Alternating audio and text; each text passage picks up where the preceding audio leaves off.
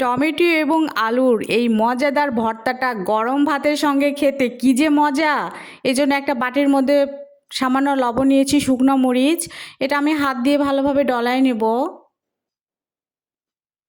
পেঁয়াজ কুচি একটু বেশি করে দিয়েছি, কিছু রসুন কুচি, এটাও আমি হাত দিয়ে ভালোভাবে ডলায় নিচ্ছি।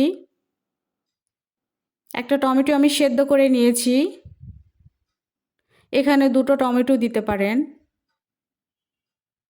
কিছু আলু আমি সেদ্ধ করে নিয়েছিলাম টমেটোর সঙ্গেই, খোসা ছাড়িয়ে নিয়েছি। তো এখন এটাও ভালোভাবে ম্যাশ করে নেব।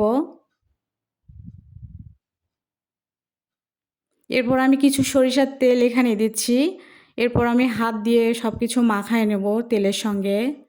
তো ভর্তাটা কিন্তু দেখতেই অসাধারণ লাগতেছে, খেতে কিন্তু খুবই অসাধারণ হয়েছে। ভিডিওটা ভালো লাগলে অবশ্যই একটা লাইক করবেন এবং কমেন্টে জানাবেন কেমন হয়েছে। আমার পেজটা ফলো দিবেন এবং ইউটিউব থেকে দেখলে চ্যানেলটা সাবস্ক্রাইব করবেন। ধন্যবাদ।